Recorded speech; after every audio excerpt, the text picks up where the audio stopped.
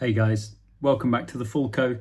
It's the middle of the international break, so there's not a great deal going on in the world of Tottenham Hotspur, but I wanted to take this opportunity to have a little look back, given that we've had a couple of games. We had the RZ game and the Fulham game, and I couldn't really bring myself to do a video on that defeat to Fulham. It's been a busy week, but also just the manner of the defeat.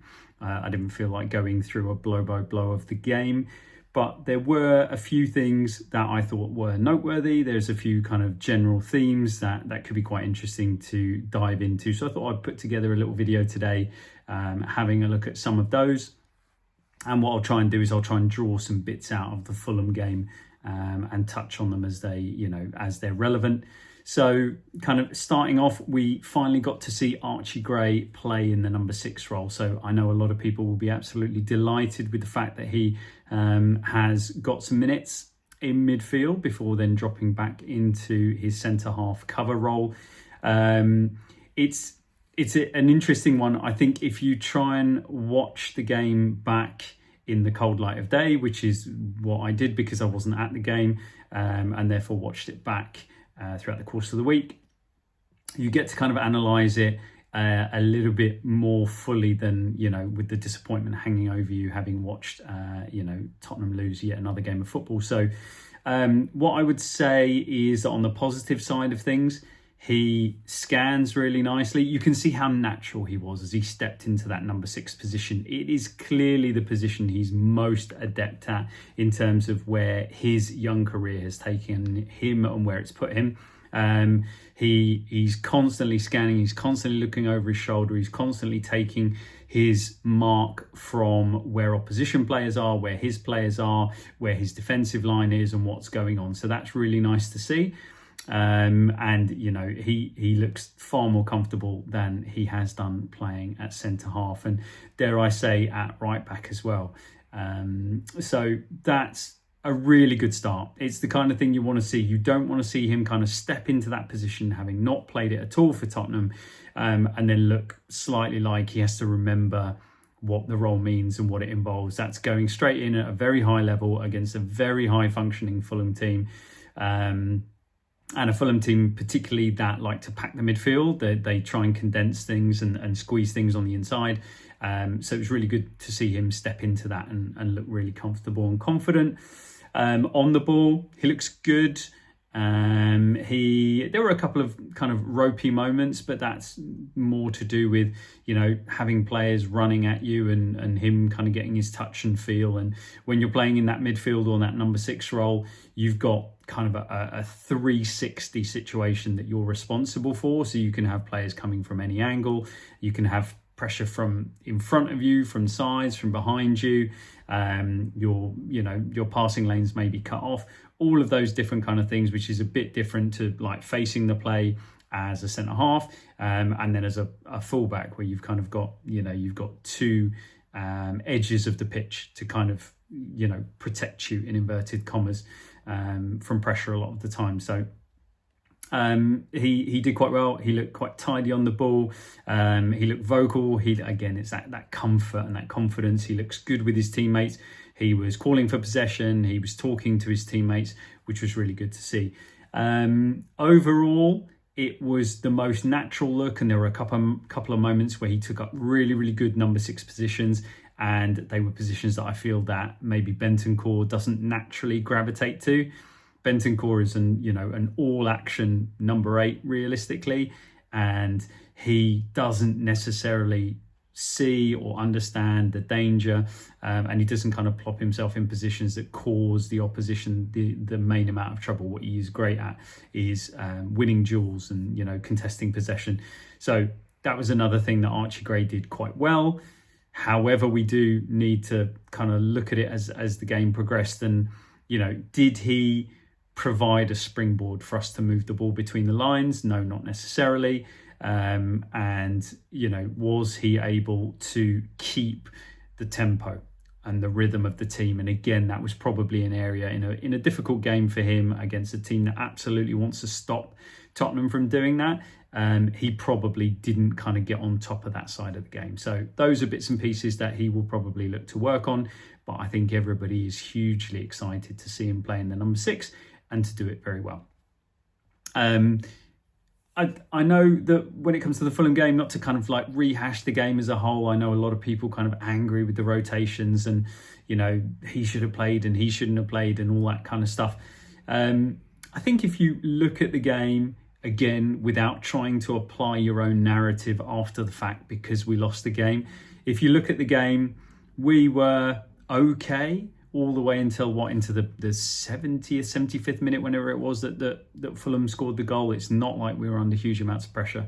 It's not like Fulham created a huge amount. We ourselves didn't create a huge amount, but there were signals that were worth hanging on to. There were little bits of positives. The other thing that you know, kind of the first 20 minutes was very scrappy, very end to end, and that's absolutely fine. We're not a team that's playing really, really well. And Fulham are a very good team. And so for us to go there and to you know, not look overwrought, which we have done early in games at times, and certainly not to concede a goal for so much of the game, that in itself can be seen as a positive of the team that was selected. And I definitely think that giving players minutes, if I look at someone like Destiny Udogie, who just looks so far away from the player that we know he can be, and I don't know whether that's kind of the long tail of the injury that he had and how severe it was and how difficult it's been for him to get back.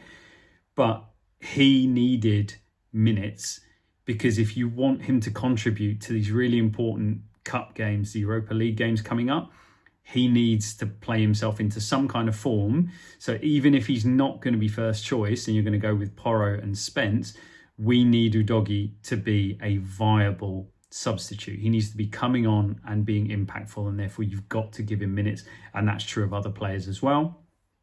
And then kind of going on from that, Matisse Tell, for me, even though he had a very up and down kind of game until he came off, there were positive signs. So him playing in the wider positions, he immediately has looked more comfortable, and he's just very confident.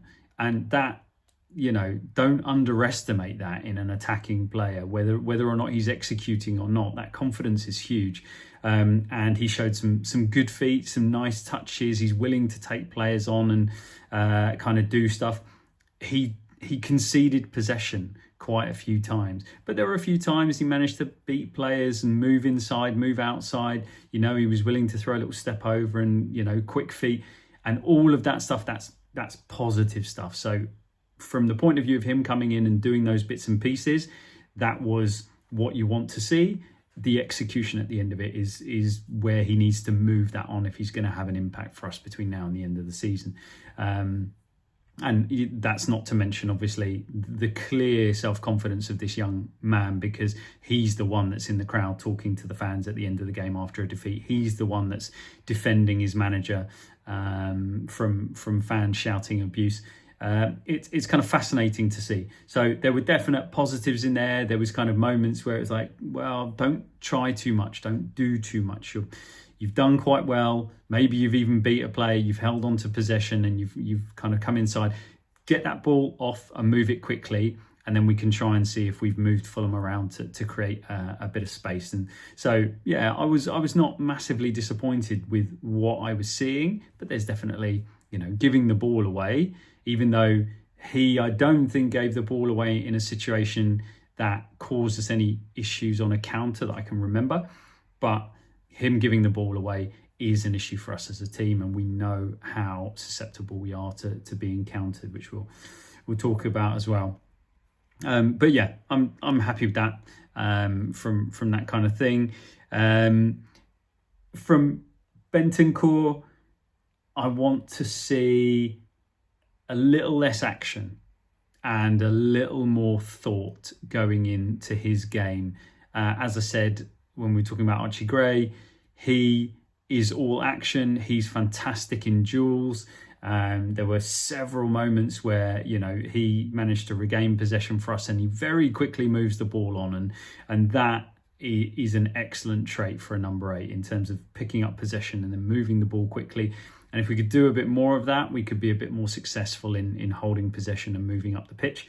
But there are times where he goes charging around, and I just think he needs to take a beat, take a moment. There are times where you need to charge in and be the second man. I don't mean if he's the one that's tracking somebody down, but I mean there are times where he goes in to support his fullbacks and things like that, which might well be an instruction, because we very often have huge holes in those fullback areas. But there are times where I think you leave your fullback 1v1 and you cut off the pass inside, you cut off the midfield supporting runner or a third man run. And I think that those are areas that maybe he could improve on, and the coaching staff could work with him on to do a little bit better.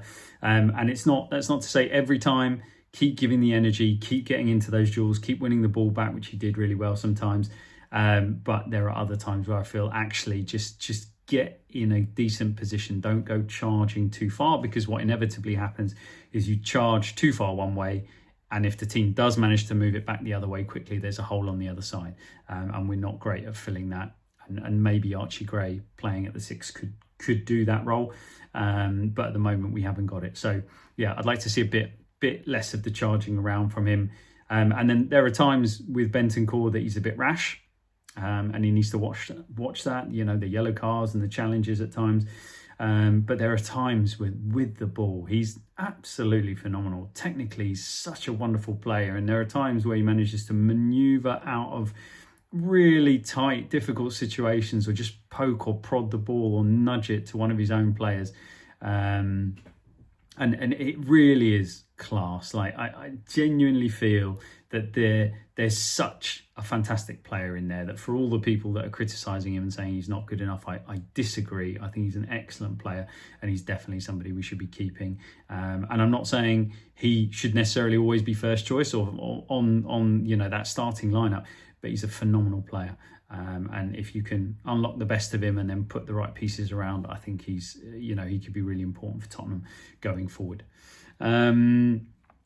And then kind of looking at game state, one of the familiar things that maybe doesn't get as talked about as Tottenham being transitioned on is Tottenham not taking their chances. So if you think that after we made, I think it was the Kuti change for Maddison coming on, we had a chance where the ball was worked to the right-hand side. Matisse Tell again, nice move, brings it inside, and then he whips one with his left foot.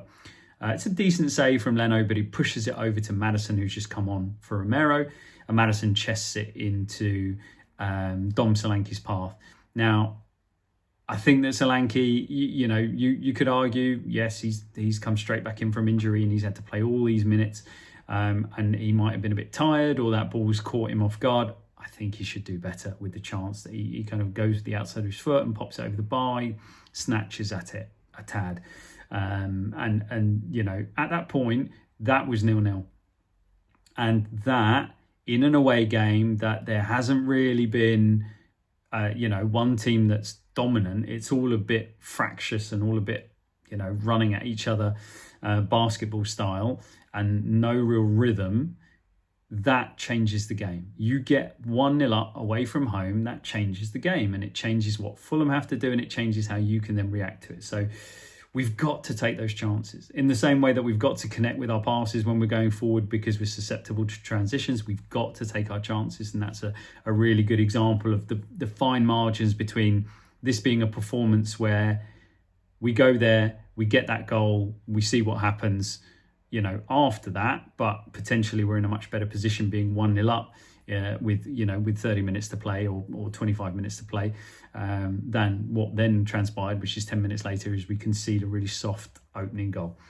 So we have to take our chances. But it just, again, if you want to be very generous, we haven't got Richie. We've not got the availability of another striker to come and take minutes apart from Dane Scarlett off Solanke. And, I don't think many people would have been calling for Scarlett to replace Solanke at halftime or 60 minutes. So, you've got to go with what you've got, and we've really got to take our chances. Talking about Maddison, who came on the pitch, maybe the one call I've heard the most about people is talking about they would have played Maddison in this game. No international call up for him. Long break coming up. We don't know kind of behind the scenes where Maddison was with his minutes and whether he was close to the red line or whatever it might be. And the decision was made to give him 30 minutes, and therefore you'd naturally do that at the end of the game rather than at the start. But for me, Maddison actually was one of the causes of the change. I know people are kind of focusing on the defence, but Maddison came on, and until one really good move very late on where we were already 2-0 down, Maddison was very profligate in possession. He, there's one where it's really easy ball kind of played to him by Udogie, hits his heel. It's just a moment of inattention. It's kind of just being a little bit, just doing things a little bit better, being a little bit more in charge of things. And then when we go to the goal that was conceded, the first goal that was conceded, he doesn't cover himself in glory in terms of his defensive role with the first one, which kind of knees up in the air, and then the way he closes down and kind of semi-turns his back because he thinks Traore is going to hit a shot. He doesn't. He pops one inside.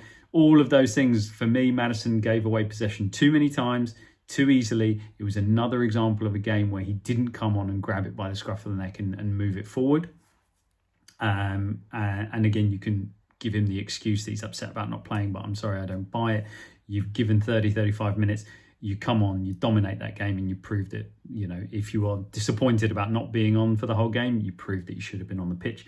And actually, he was one of the issues for me. So again, him not playing in the game, the way Fulham set up, the way they clogged the centre of the field, maybe it was a tactical decision not to play him. And it might well have been legitimate based on what he then did when he came on at the end of the game. So anyway, that's maybe not the most popular take, but it's kind of how I saw the game watching it back. And then again, like we talk about that first goal, really, really weak. Kind of conceding. We'd won possession back. We conceded possession all the way up with Son, and they'd come at us, and then we managed to win the ball back and play it out to Waterbear, and then we give it away again. And yes, the kind of the Waterbear giving the ball away, but people saying, well, he had no one to play the ball to. In that situation, for me, the only thing that Waterbear really needs to do as he's running that ball away is be a bit more positive with it. Even if he's not got anyone in front of him to play a pass to, he needs to accelerate into that gap, which will force the three players that converged on him to make earlier decisions. He didn't. He wandered into that while he was trying to make his mind up what to do, and he allowed the Fulham players to close that net on him at their pace and the way they wanted to do. Whereas if he accelerates into that space, he's either going to force them to stick because they don't want him running past, or they're going to come in, and you've got a chance of going past, or you've got a chance of doing something different. Just let someone come onto you and try and bounce it off them for a throw. Try and take them on the outside so the ball just bounces off them for a throw. These are those kind of small things that I'm sure the staff will work with him, and just being a bit more positive, because if you're on your heels and you take too much time in those situations, they're a good team, they got good players, they were nicely set up around him, they will win the ball. They did win the ball. We then just allowed them to play one-touch football around the edge of our box, and okay, it's a good finish from Muniz, who did really well when he came on, provided a physical threat, but also a bit of quality. But again, just not happy with the defending of that, not happy with the giving of the ball, not happy with what we did in the box. Again, you've got Archie Gray and Bentancur both in there, neither of them standing on Muniz's toes, all of that kind of stuff. It was a really disappointing goal to give away. And then you're 1-0 down, and then we have to try and push because, we want to get a goal. And again, there were lots of moments. There was, giving the ball away, kicking it straight into touch instead of combining down the left-hand side. Udogie looking rusty, as I mentioned. All of those kind of things. And then, the sucker punch. When Fulham made the changes, they went to a very, very clear system. They were no longer interested in playing the ball around the back. There were times where you could see, I think it's Christensen, was telling Leno, put it out to the fullback, or play it out wide and let's play up. And Leno just refusing from about the 75th 85th minute, maybe a bit earlier. That ball was going route one straight down the middle, and they were going to try and, set. First it was Jimenez, but they didn't do it that often. But then it was Muniz, and they were going to try and get Muniz to win first contacts, which he did really well. And we did not respond to that. We did not respond to that challenge. We should have, even though you could say, look, if we had our 2 first choice centre halves out there, if Mickey was fit to play, or if Romero was able to play the 90, maybe we do a bit better against that. You still have to adapt, and we still don't show ourselves capable of dropping a player in, getting a bit closer to our centre halves, and making so that Ben Davies can get up and he can do his best and he can put in a physical challenge and he'll do okay. You won't give him a clean header, but you've still got to get people in and around him. And there were times when Muniz was knocking the ball down. Udogie's at the other end of the pitch and he's knocking the ball to Traore in open space. You can't do that when they very evidently changed their tactical setup in the middle of the game. And then obviously we get the classic Tottenham moment, which is an ex-Spurs player being given his moment in the sun by Tottenham, because that's what we do. An awful goal. You don't need to, discuss it in great detail. Spence looks tired. Even though he continued to battle and he continues to do some great stuff throughout the game, I do think there is some, moments of inattention coming into his game. The Bournemouth goal, the ball that was swung in behind him, and for Bournemouth's first goal, that's terrible fullback play in terms of letting Sessegnon just walk in against Ben Davies to a nothing ball. And sadly, Ben Davies, he gets himself in a right pickle. He's got his feet wrong, doesn't judge the flight of the ball. He's let the ball bounce and he's chasing it backwards instead of, getting himself, even though, where the line was, he could still get himself back. The amount of time that ball was in the air, he could get himself back to then come on to that ball, to be heading it facing forwards rather than running back towards his own goal. And Spence should be blocking Sessegnon's run. And at any given point while Ben's battling with Sessegnon, Spence could have wandered in and helped that situation, which he didn't do. Terrible goal.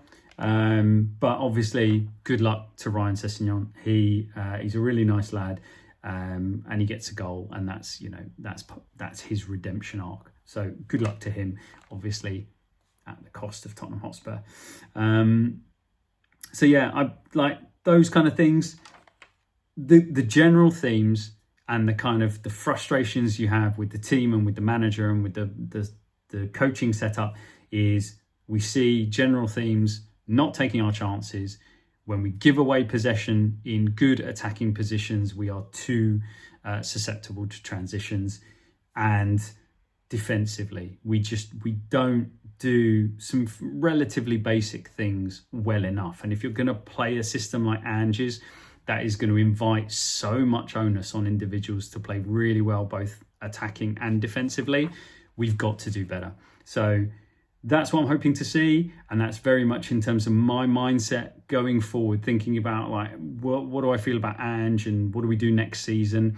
It's obviously the pressure is on us to go deep and to try and win the Europa League. That's the only way we salvage the season. Otherwise, it's been an absolute disaster, whatever the reasons are for that. But in terms of what we do next season with the manager, I feel like the games in the league matter. So the Europa League on its own doesn't save the manager. He doesn't win the Europa League and then it's right, on we go. Let's go again. The league matters from the point of view of being able to show that you can fix some of these things with enough squad players now back to not be blaming this kind of very, very strongly on the injury crisis. So that's what I want to see for the rest of the season. It'll be interesting. We've got a long break. Hopefully we don't pick up any injuries with players that are away, and we get plenty of time on the players that haven't been called up to come out firing, because we've got a massive game just on the other side of the international break. So let's see how we get on with that one. That will buy Ange a lot of favour if we do really well against Chelsea coming out, and then have a really good performance against Eintracht Frankfurt, in the first leg at the Tottenham Hotspur Stadium. Let's see how we get on. Have a great weekend, everybody. Enjoy the international football if you're watching it, and come on, Tottenham.